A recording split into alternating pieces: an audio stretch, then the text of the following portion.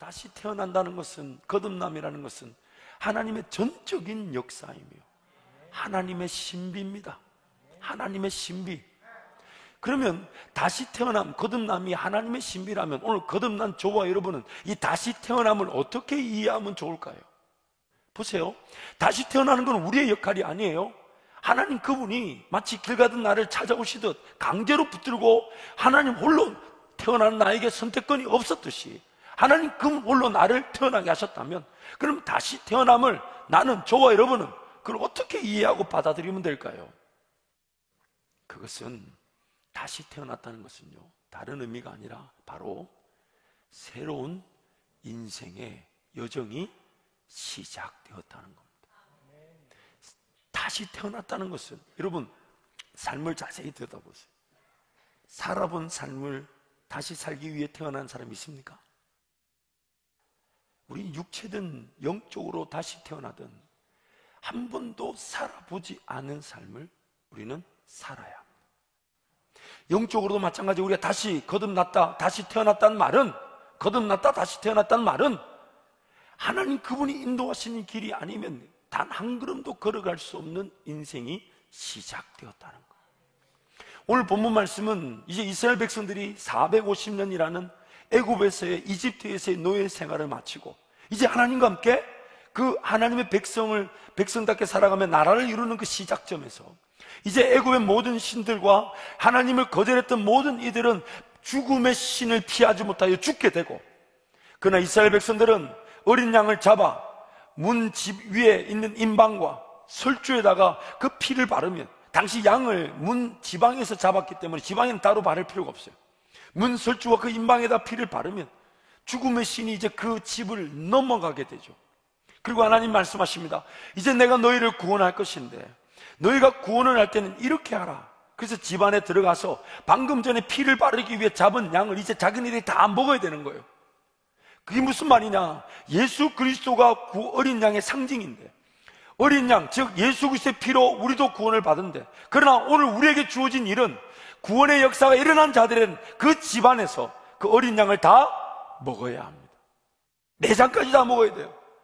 삶아서도 안 돼요. 날것서도 안 돼요. 왜요? 예수 그리스도의 십자가 고난을 상징하듯 불로 태워야 됩니다.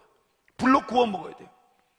그래서 이제 예수 그리스도로 구원을 받은 자들은 예수 그리스도로 인하여 살아가게 되는데, 예수 그리스도께서 이뤄놓으신 구원의 역사를 내가 다 먹고 내가 다 소화하는 게 내 구원의 삶의 여정인 것입니다. 예수 그리스도를 먹고 예수 그리스도로 소화하는 인생. 그래서 이제 그 집안에서 이제 그 어린 양을 뜯어먹는데 요구되는 자세가 있단 말이에요. 11절 말씀 보세요. 우리 11절 우리 함께 선포하겠습니다. 함께 갑니다. 너희는 그것을 이렇게 먹을지니 허리에 띠를 띠고 발에 신을 신고 손에 지팡이를 잡고 급히 먹으라. 이것이 여호와의 유월절이니라. 지금 바깥에는 죽음의 사자가 각 집을 돌아다니면서 어린 양의 피가 발려져 있는지 안 발려졌는지, 구원받은 집인지 아닌지를 점검하고 있습니다. 구원받은 집 안에서는 이제 어린 양을 먹어야 되는데, 어린 양을 먹는 사람은 이미 구원을 받았어요. 예수 그리스도의 피 때문에, 어린 양의 피 때문에 그들은 구원을 받았지만, 구원을 받은 그들에게 하나님 요구하신 게 뭐냐? 이제 구원을 받았기 때문에 이제 끝난 게 아니에요. 내가 구원받는 순간 하늘문 열리면서 너 구원받았다고 천국으로 데려가는 게 아니라 이제 시작이라는 거예요. 시작. 그 시작점에 어떻게 얘기하십니까? 자, 양을 먹을 때, 예수 그리스도를 취할 때에 어떻게 하라고요? 허리에 띠를 띠고 발에 신을 신고 지팡이 잡고 급히 먹으라. 왜냐하면 이제 내일부터 출발해야 되니까. 새로운 삶의 여정으로 출발해야 되니까. 심지어 이 6월절은 무교절이라 그래서 만 7일 동안 지켜집니다. 구약에 나오는 모든 절기는요, 저와 여러분의 구원과 구원받은 삶의 모형을 우리에게 설명합니다. 예를 들면 이런 거예요. 초막절을 지키라. 이 초막이 뭡니까? 온데 산이나 들에 가서 풀이나 나뭇가지를 꺾어다가 초막을 짓고 거기에 그늘을 피하고 거기 살아라는 거예요. 만 7일 동안. 만 7일이라는 얘기는 하나님의 창조 일정, 즉 우리의 삶의 모형인데, 삶의 길이의 모형인데, 그 초막절을 통해 배우게 되는 게 뭡니까? 인생길. 어디서 머물 것처럼 착각하지 말고 나그네임을 잊지 말라는 겁니다. 본향가는 나그네임을 잊지 말라는 거예요. 예수님이 구원을 받는 그 6월절의 규정도 7일이라는 무교절을 지키게 합니다. 무교가 뭡니까? 15절 말씀 보십시오. 15절 우리 함께 선포하겠습니다. 너희는 이래 동안 무교병을 먹을지니 그 첫날에 누룩을 너희 집에서 제하라. 무릇 첫날부터 일곱째 날까지 유교병을 먹는 자는 이스라엘에서 끊어지리라. 누룩, 즉 유교를 먹으면 안 된대요. 왜 그럴까요? 빵에다가 누룩을 넣는 이유가 뭡니까? 발효되도록. 그러나 넣지 말라는 이유가 뭡니까? 발효될 만한 시간적 여유가 없다는 겁니다. 출발해야 되니까, 따라가야 되니까. 왜냐하면 그 길이 생명의 길이고, 그 길이 나를 구원하신 목적의 길이고, 그 길만이 내 삶이 내 삶다워질 수 있는 길이고, 그러나 어딜 가든지 반석에서 물이 나오게 하시는 하나님, 어딜 가든지 하늘 문이 열려 있어 만나를 내리실 수 있는 하나님, 그 하나님과 함께 동행하는 시작입니다. 누룩을 제하라. 그래서 6월절 그 무교절은 7일 동안 무교로 지켜야 합니다. 무교빵을 먹으며 지켜야 합니다. 왜냐하면 우리의 인생길 누룩이 부풀 만한 인생의 시간은 없습니다. 내가 이거 좀 비즈니스 잘 되고 나면 하나님을 섬겨야 되지, 내 가정이 조금 안정적이고 나면 하나님을 섬겨야 되지. 만약에 그렇게 비즈니스 잘 되기를 기대하고 있는 중에 내 가정 좀 안정적으로 돌보고 있는 중에 주님 오시면 뭐라 합니까? 내 삶이든 내 가정이든 내 자녀들이든 내가 주님을 따르는 길에 주님이 돌보아 주실 자녀이며 가정이고 일터인 것이지. 그래서 오늘 우리 삶은 주님을 따르기 위해 따라 나서는 새로운 여정으로 태어난 것이에요. 그래서 하나님이 거듭났다라고 말하는 겁니다. 하나님의 그런 신비가, 나는 태어나려는 마음도 없었고 나는 태어나야 되는지도 몰랐는데 하나님 홀로 나를 품으셨다가 때가 되어 태어나게 하셔가지고 이제부터 하나님과 동행하며 걸어갈 수 있도록 그 누룩을 제하고 일용할 양식을 주시는 하나님과 길을 가자는 것입니다. 다시 태어난다는 것은 새로운 인생의 여정의 시작을 뜻하는 것입니다. 그래서 다시 태어난다는 것은요, 한 번도 가보지 않은 길을 떠난다는 뜻입니다. 오직 하나님만이 아시고 하나님만이 인도하시는 길을 내가 떠나야 한다는 것입니다. 그래서 그것을 성경이 믿음의 길이라 그러며 그 길 가운데 맛보는 역사를 믿음의 역사라 그러고 그 길을 걸어가는 백성들을 오직 의인은 믿음으로 말미암아 산다라고 말씀하는 거예요. 전혀 예측되지 않는 길을 하나님이 가자 하시니까, 한치 앞을 볼 수 없는 길을 하나님 걸어가자 하시니까 우리가 할 수 있는 건 한 가지밖에 없어요. 하나님 바라보고 하나님 의지하고 하나님 따라가는 수밖에 없는 겁니다. 오히려 하나님만 의지하지 않은 채 하나님 그분을 기다리지 않고도 뭔가 길을 갈 수 있다고 여겨진 내 방법, 내 지식, 내 경험은 죽여져야 할 겁니다. 그래서 누구든지 예수를 따르기를 원한다면 날마다 자기를 부인하고 날마다 자기를 죽이고 자기 십자가를 지고 주님을 따를 수 있는 것입니다. 또한 다시 태어난다는 것은요, 성장과 발달이 시작되었다는 거예요. 다시 태어났다는 것은 그 아기가 이제 엄마 품에 마치 가지가 나무에 붙어 있기만 하면 자라나 지켜지고 안전하게 열매를 맺듯이, 나무가 시냇가에 뿌리를 두기만 하면 시절을 쫓아 가시를 맺듯이 성장과 발달로 인한 열매를 피할 수가 없는데 그런데 자꾸만 예수님께 안 붙어 있을 나예요. 예수님께 뿌리를 두려고 하지 않아요. 야고보서 말씀에 따르는 뿌리를 뽑아들고 자기가 좋은 데 다녀요. 오늘은 이곳에서 이거 하고 내일은 저곳에서 이거 하고 심지어 이렇게까지 해요. 내가 주의 뜻이면 이것도 하고 저것도 하겠다고. 그러니까 성경이 이렇게 말한다. 들으라, 부하려고 하는 자들아, 너희는 아침에 사라진 이슬에 불과한데, 뿌리를 내리고 주님께 뭔가 머물러 하지 않고 자기 뿌리를 뽑아들고 오늘은 이곳에서 내일은 저곳에서 아이디어 좋네 같이 가자, 야 저기서 돈 벌만하네 저거 하자. 바람에 나는 겨와 같도다. 바람에 나는 겨와 같도다. 성장과 발달이 시작됐다는 것은 우리가 어머니의 젖을 먹고 자라듯이 우리의 영이, 우리의 육이 양식을 먹어야 된다는 겁니다. 영의 양식은 다름 아닌 예수님입니다. 그래서 예수님이 요한복음 1장 말씀에 말씀이 육신이 되어 우리 가운데 오셨다고 말합니다. 우리에게 양식이 되어 주시기 위해 먹을 수 있도록 말씀으로 오셨다는 거예요. 그렇다면 그 말씀이신 예수님을 먹는다는 건 다름 아닌 듣는 거죠. 그리고 그 말씀을 들을 때에 우리 안에 믿음이 생겨나게 되고, 그 믿음으로 순종하고 따라갔더니 열매를 보게 될 때 우리는 더 하나님의 말씀을 더 먹으려고 하고, 더 들으려고 하고, 더 따르려고 하겠죠. 양식이 나를 살려주고, 양식을 먹고 힘이 얻어 걸어갔더니 인생길이 하나님의 은혜를 맛보게 되니까 그러면서 더 들으려고 할 텐데, 다시 태어난 저와 여러분이 그 양식에 관심이 없는 죄인들이라는 거예요. 그래서 예수님의 음성을 듣고 예수님을 따라갈 때, 그리고 따라간 길에서 예수님 나를 통해 영광을 받으시 일들을, 역사들을, 권세 있는 일들을 기적처럼 나타내실 때 우리는 그 열매로 하나님께 영광을 돌리면서 더 들으려고 하고, 더 기다리려고 하고, 더 따라가려고 할 때 그 과정이 점점 더 들으려고 하고 더 따르려는 그것이 더 깊어지면 깊어질수록 성령 충만이라 하는 것입니다. 성령 충만이라는 거예요. 하나님을 더 기다리고, 하나님 음성을 더 듣고자 하고, 하나님을 더 바라보려고 하고, 하나님을 더 따르고자 하는 그 충만도는 점점 더 강해진다는 겁니다. 채워진다는 것입니다. 무엇보다도 오늘 저와 여러분이 잊지 말아야 될 것은, 다시 태어난다는 것은 하나님을 알아가는 여정입니다. 듣는다는 것은 하나님을 배우고 하나님을 깨닫는 거예요. 모든 사람은 하나님을 알아가도록 지음을 받았습니다. 하나님을 알아간다는 것은 하나님을 만나고 경험하는 것입니다. 하나님을 알아갈 때 하나님은 나를 발견하게 하십니다. 왜냐하면 나를 지으신 분이시니까요. 너 뭘 잘하는지, 저에게 무엇을 원하시는지.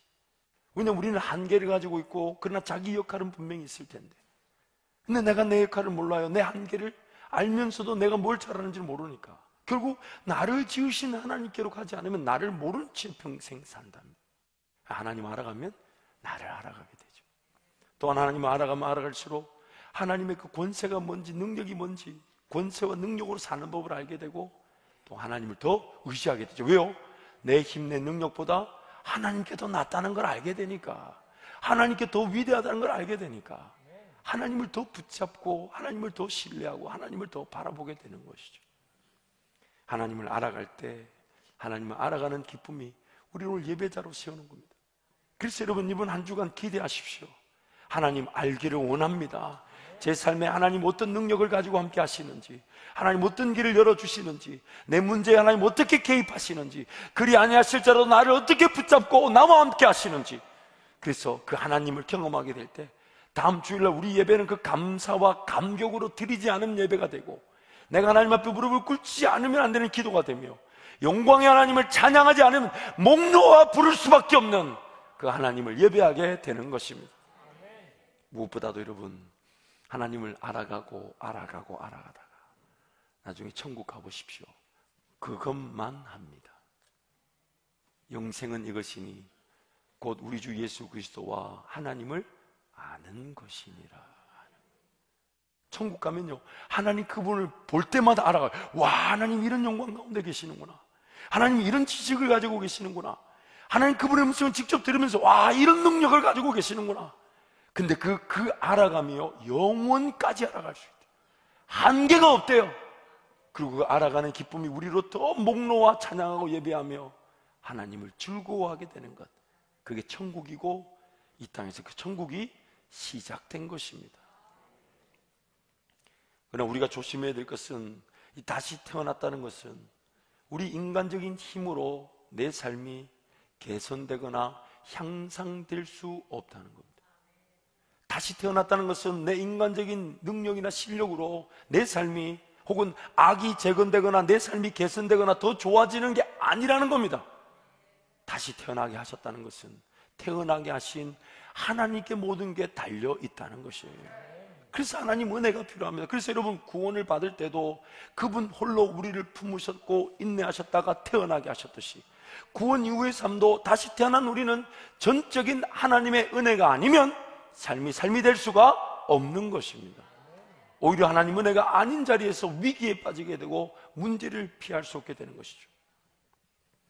나에게 없는 능력을 맛보는 기회, 나에게 없는 지식을 깨닫는 기회, 나에게 없는 그런 하나님의 방법과 권세를 경험하는 기회가 바로 우리 인생인 것입니다.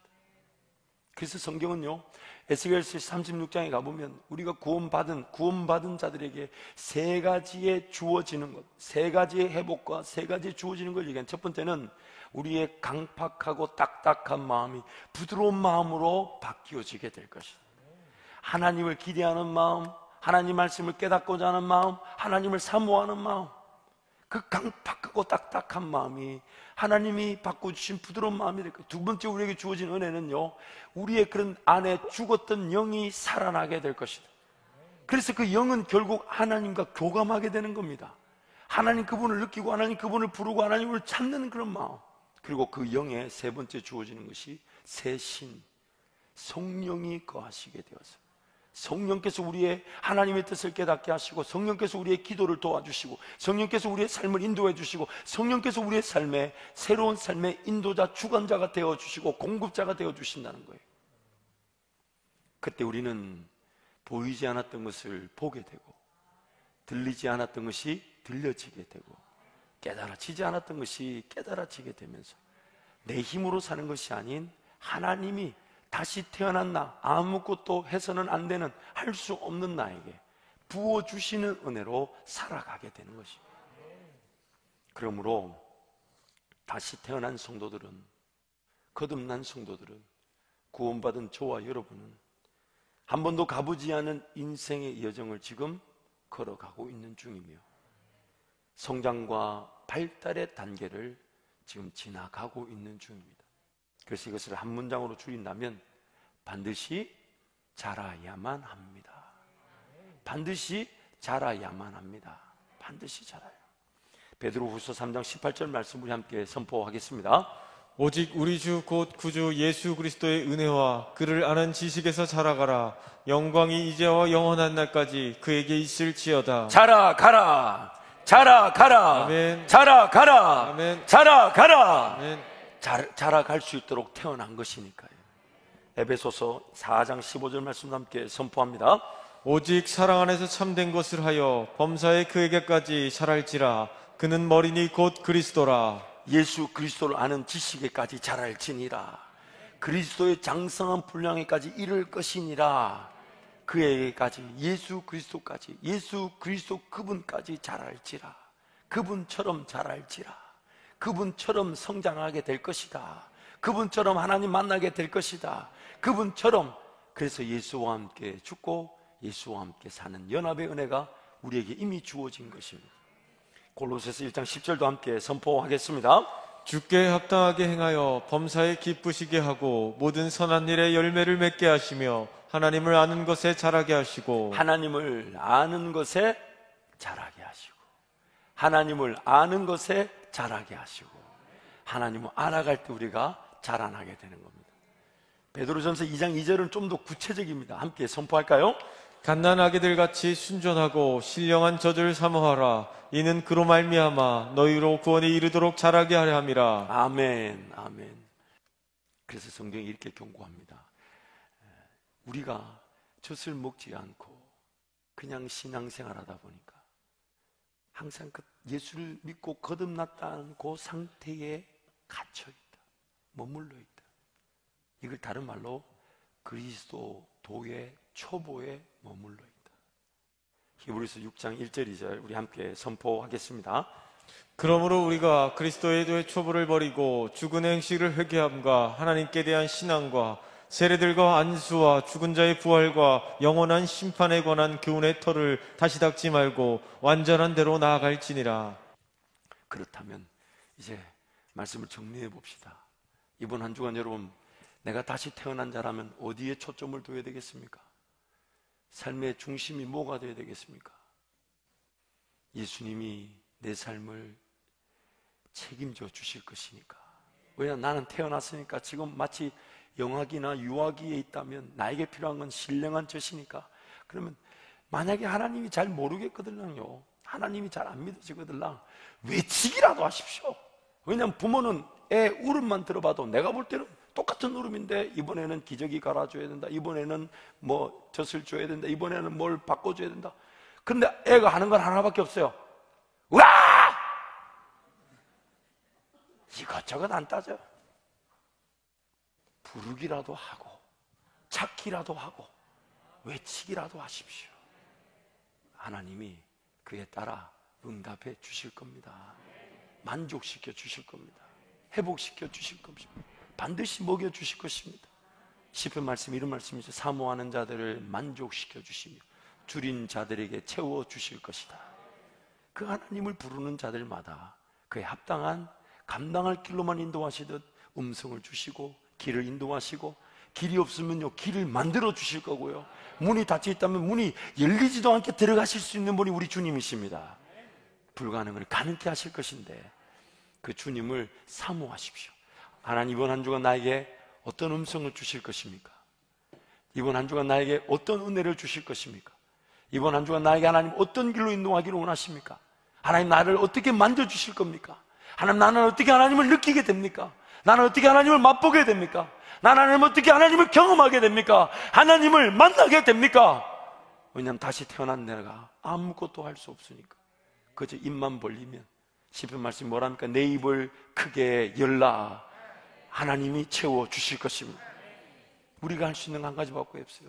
구하라, 그리하면 주실 것이요, 찾으라, 그리하면 찾을 것이요, 문을 두드리라, 그리하면 열릴 것이다. 다시 태어난 저와 여러분에게 주님 바라시는 건 이 한 가지밖에 없어요. 그래서 저는 우리 성도들을 위해서 이렇게 기도합니다. 하나님, 저들의 배고픔을 발견하게 하여 주옵소서. 물이 없어 가람이 아니고 양식이 없어 주림이 아니라 여호와의 말씀의 기근이라.